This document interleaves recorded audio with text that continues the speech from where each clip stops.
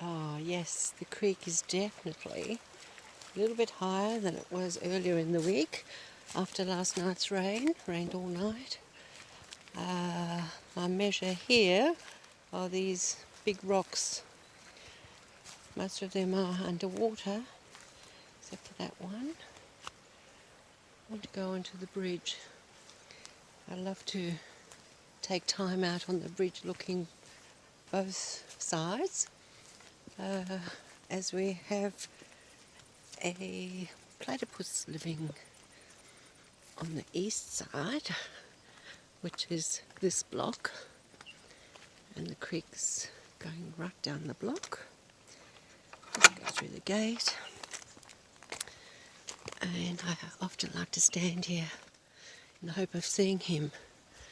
And I've been seeing a lot of blackfish lately, which is nice. Nice to know they're around. So, it's a bit of contemplation. Right down there is where I have seen the platypus. Looks awfully still at the moment.